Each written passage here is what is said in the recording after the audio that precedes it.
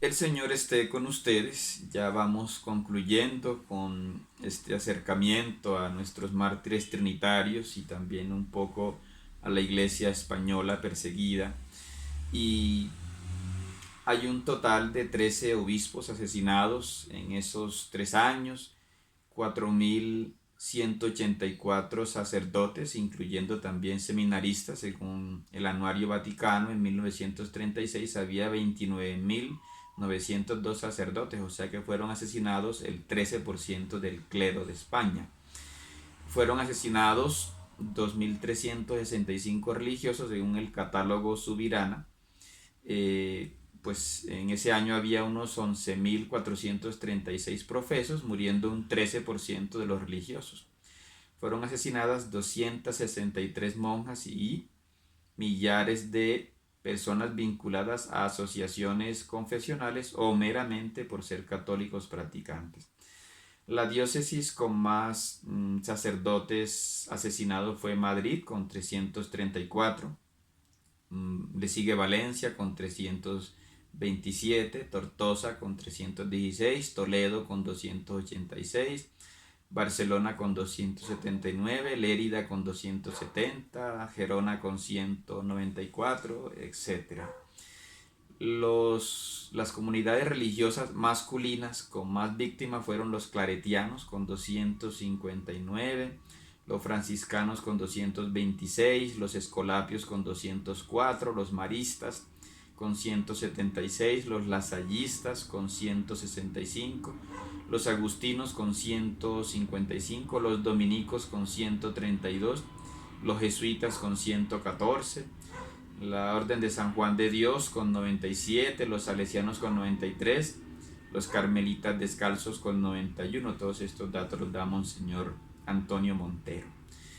Y las religiosas con más víctimas fueron las vicentinas con 30, las adoratrices con 26, las carmelitas de la caridad con 26, las capuchinas con 20 y las doctrineras con 17. Pero además fueron destrozados o quemados los cuerpos de San Narciso, de San Pascual Bailón, la Beata Beatriz de Silva, San Bernardo Calvó, nuestro religioso trinitario San Simón de Rojas, pues su cuerpo, como habíamos dicho, fue destrozado, desaparecido.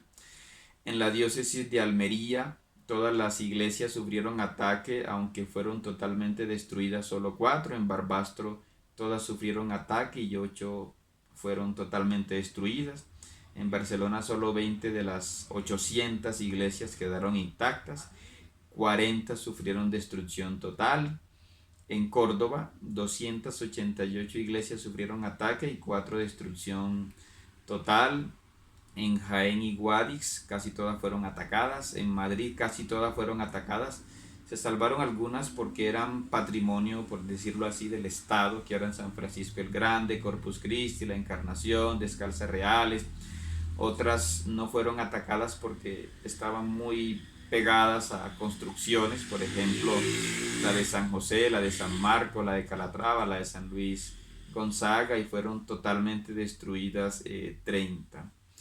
En Oviedo 280 iglesias, 287 sufrieron ataque y 354 una destrucción total. En fin, en Toledo solo se salvaron 7 templos, 22 sufrieron destrucción total, y la llegada de las tropas del general Franco salvaron las obras del Greco. Uno de esos cuadros, por ejemplo, es un cuadro de nuestro reformador y otro trinitario, ¿no?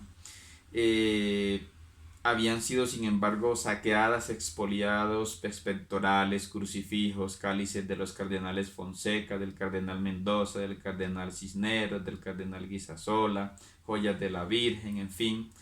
Y así, todas estas cifras nos las da Monseñor Antonio Montero y nos habla de quemas de bibliotecas que llevaban muchos siglos, la Biblioteca Franciscana de Sarriá, en fin. Solamente se destaca en el Poblet, en el monasterio, en Tarragona, que la Generalitat, que era esta gobernación catalana, aliada de los republicanos, que protegió archivos e imágenes que habían sido saqueados, pero en general los republicanos destruyeron todo este patrimonio artístico de España, aunque ellos dicen que eran los que defendían eh, el estudio, el avance, el progreso de España, ¿no? Y muchas de estas cosas incluso pretendían llevárselas a Francia, a, a Rusia incluso. La iglesia hizo pronunciamientos oficiales el 1 de julio de 1937 con la Carta Colectiva del Episcopado Español a los obispos del mundo entero, liderados por el cardenal de Toledo Isidro Gomay Tomás, cuando ya llevaba un año la guerra civil, y uno de esos obispos firmantes en este documento era el obispo de Cartagena, Murcia, que se llamaba Miguel de los Santos, como el nombre de uno de nuestros santos trinitarios. Los republicanos querían presentarse ante el mundo como los defensores de la democracia, ocultaban ejecuciones colectivas como la de Pozo Carrión, cerca de Toledo, y de la mina de Camuñas, donde más de 300 víctimas quedaron y no alcanzaron ni siquiera a rescatarse, ¿sí? Porque está a 30 metros de profundidad, en fin, allí quedaron cuerpos de sacerdotes, labradores, maestros, mujeres. Entonces había como esta guerra propagandística, y fuera de España se criticaba a la iglesia, pero incluso algunos pensadores fueron incomprensivos, siendo católicos, contra la iglesia, y esto hasta retrasó los procesos de la beatificación, ¿no? Cuando empezaron a disminuir las persecuciones fue en mayo de 1937, cuando el ministro de Justicia nuevo era un católico vasco, Manuel de Irujo, del PNV, que logró que Juan Negrín detuviera los asesinatos de católicos, liberó sacerdotes que quedaban en prisión, aunque no consiguió que autorizaran el culto católico. Desde 1938 se apaciguó la prohibición de la misa, e incluso una misa pública por el capitán vasco Vicente Eguía Sagarduy se realizó. Pero no se abrieron los templos, porque además la mayoría estaban devastados, saqueados. Los anarquistas además estaban totalmente en contra de cualquier derecho de la iglesia. Desde diciembre de 1938 se volvió a atacar Cataluña, y en Extremadura pues fallaba la contraofensiva del general republicano José Miaja. Y en enero de 1939 pues los nacionalistas entraban en Barcelona, y allí digamos que fue siendo derrotado el Frente Popular. Entonces allí siguen los hechos, siguen las victorias de los nacionalistas, y eso va disminuyendo las persecuciones. Desde 1939 se buscó dar cristiana sepultura a las víctimas de la guerra civil. Se fueron recogiendo testimonios eclesiásticos y civiles, y se inició la reconstrucción de los templos y comunidades.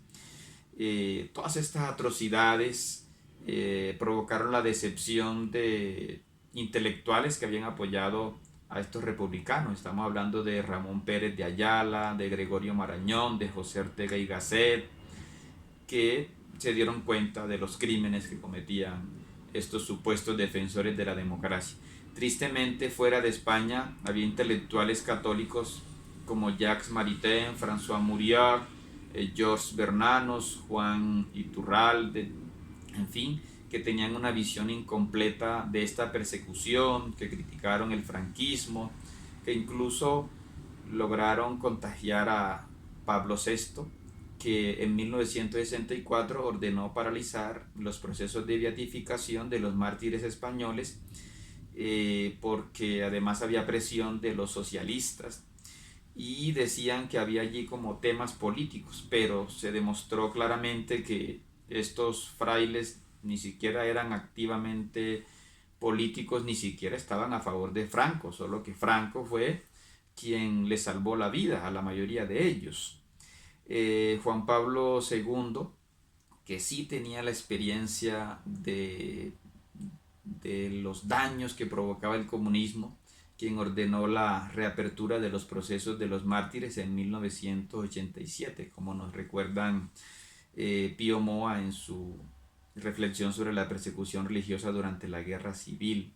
En el caso de nuestra orden, pues el padre Antonio Albéniz se encargó de la postulación de estos mártires desde tempranas fechas con la ayuda del vicepostulador Andrés Rodríguez.